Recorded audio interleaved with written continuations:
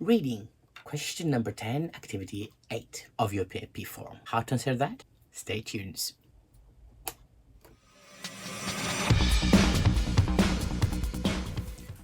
Hello, I'm your host, Zack, and oh, 1 second. Hello, I'm your Zack host. Hello, I'm your host, Zack, and today episode is about reading, how to understand verbal informations, and how you could answer these questions on your PAP form. So without further ado, let's start it. All my information, as I said before, it's from benefitsandwork.co.uk, and of course from Citizen Advice Bureau. So what is this activity about? This activity is about your ability to reliably read and understand written information in your own language. To be considered able to read, you must be able to see the information. If it takes you a long time, you can't do it safely to a reasonable standard, or as often as you need to, then you should definitely complete this section.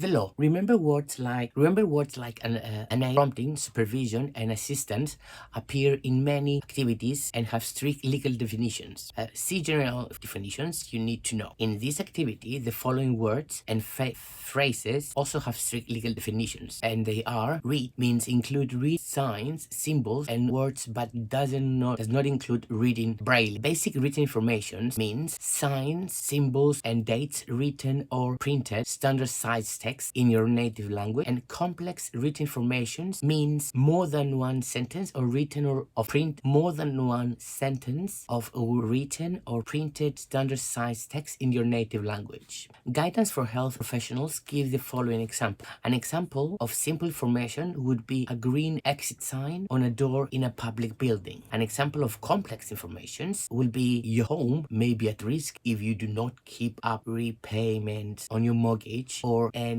other debts secure on it, subject to term and conditions. Well, yeah, this is kind of complex information. A peer tribunal ruling on reading. In CPIP/1653/2019, the judge made a number of important findings. The descriptors require an ability to read some actual words, not just symbols and numbers. So you will need to be able to read a date written as, for example, Friday, January 31st. The basic written information is question must convey something useful. The word sign does not refer to, for example, a printed arrow, meaning go to some other part of a leaflet. Instead, the definition referred to the ability to read words on a printed rather than handwritten sign, such as caution, electric fence, or close at 5:30 p.m.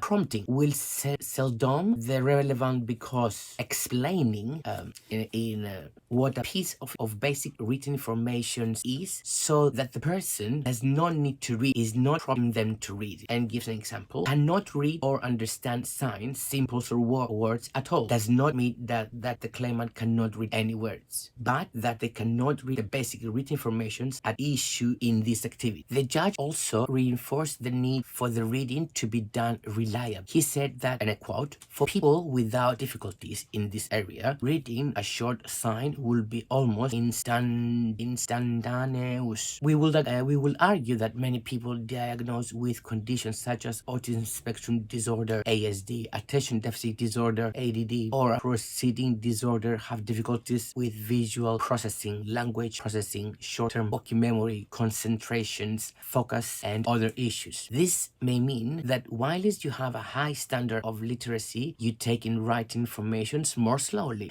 may process it differently, and may also need to read it repeatedly in order to put it into the correct context." Yeah, that's my problem. Even a small delay in reading basic or complex written information should be enough to show that it takes, and I quote, more than twice as long as the maximum period that a person without physical or mental condition would take. This may mean that you cannot read reliably. Where complex written information is concerned, conditions such as language speech or visual processing disorder or difficulties focusing may mean claimants with conditions such as ASD or ADD have problems following meaning without repeated reading. You may also have difficulty retaining complex information for long enough to act upon it. So even though you would have no difficulty in reading the words out loud, for example, you may be unable to understand complex written information to an acceptable standards. Question 10a. Does your condition affect your ability to read? Only put in the no box if you're sure that this activity doesn't apply to you. You should consider the information above, including whether the descriptors apply to you, taking into account the definitions and whether you can do it reliably. If you're unsure, try answering the 6 questions that I will mention in a bit. Question 10b. Tell us about the difficulties you have with reading words or symbols and how you manage them.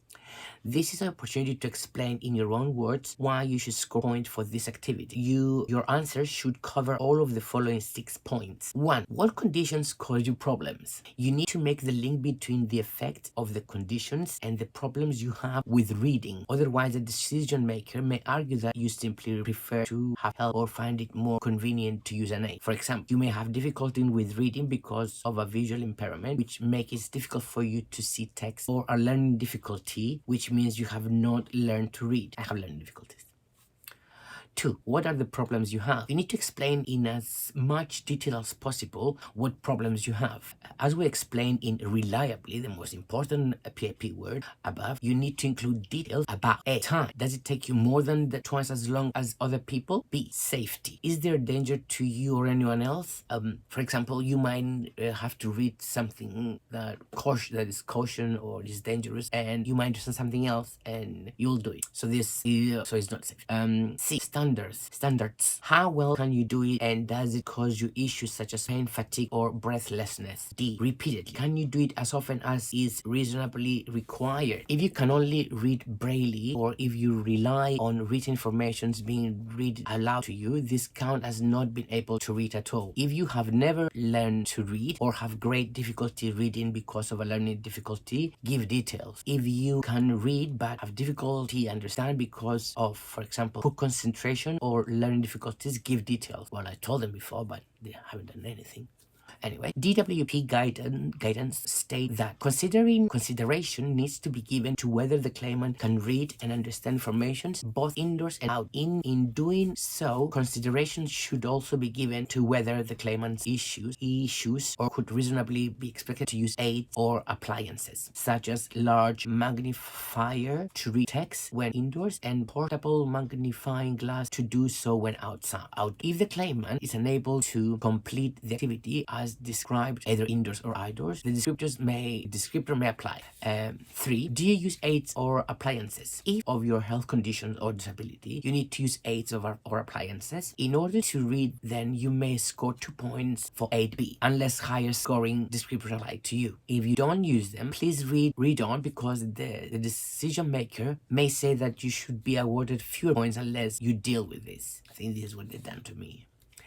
The kind of things you might be relevant includes magnifying glass, electronic magnifier, text-to-voice software, portable scanner, yellow filter. Caution. Decision maker may argue that you could use an aid or appliances as an alternative to prompting, supervision, or assistance from another. If there is a reason why the aid or appliances would not mean you didn't need help, explain why. 4. Should you have help from another person? Help includes help that you don't get. So, if you're trying to understand signs, even though a sensory processing disorder makes it very difficult for you to do so, and you sometimes misinterpret what they mean, give details. Help can be in the form of prompting, but if someone else actually had to read the signs for you, then this would mean you cannot read signs. Depends from the signs. Is there a particular time of the day when you have problems? If there is time of the day when you need to do an activity but you can't, then you should score points even if you can do it at other times of the day. So if, for example, because of severe fatigue in the afternoon, you are unable to complete written information, give details. Do your abilities vary? If your conditions affect you in the same way all the time, it is important that that you say so. If your condition is variable, it is equally important that you explain how it varies and how this affects you, what you can do. To get points, you need to show that you are affected for more than 50% of the day over a 12-month period. If there are usually periods of day, weeks, or months when you're able to do an activity, then explain this and give the best estimate on how much of the time this is. Although they are used repeatedly on the PAP2 form, don't use words good days unless there are days when you have no problem at all, because this is what the DWP are likely to take them to mean. Sample answers. Try answering the 6 questions. 1. What conditions caused you problems? 2. What are problems you have? 3. Do you use aids or appliances? 4. Should you have help from another person? 5. Is there a particular time of the day when you have problems? And 6. Do your ability vary? Please note these are just examples of kinds of information you may wish to give. They aren't correct answers of any sorts, but it is vital that you give detailed evidence rather than just ticking boxes. In addition, if you can give example, the more memorable the better, of what things they went wrong. This will help to make your evidence more personal and persuasive. You don't need to put the numbers in. This just shows how the system works. Example 1. Because of my severe visual impairment, I'm gonna point it so you understand what the 6 parts of the question I said earlier. Yeah. So example number 1. Because of my severe visual impairment, I cannot read normal size text even with a magnified glass. I have text voice software on my computer which allows me to listen to text, but this is the only way that I can manage alone. If I'm outdoors or away from my computer, I need someone else to read written words for me. For example, I cannot read warning signs, timetables, menus, or directions on signposts. My vision is even worse outdoors in poor light, such as in the evening, and it does not vary from day to day. Example number 2. Following a brain injury, I have a visual processing disorder. I can see words on the page or screen, but they appear jumbled, and I can't make sense of them. I am unable to read even simple sentences and short signs. For example, a no smoking sign in a public place. There are not any aids or appliances that can help me. Other people can help me, but by reading things out to me, as I can make sense of verbal informations. These conditions affect me throughout the day, every day of the week. So that's it for the reading answers of your PAP form. If you haven't watched, thank you for watching first of all. If you haven't watched my previous videos, please click the link somewhere so you can see also the answers for the previous questions of the PAP form. If yes, then thank you so much. Click the like button and subscribe to my channel. And I'll see you on the next video. Will be I think is communicating with other people. I'm not sure, but we'll find out. Thanks for watching. Bye.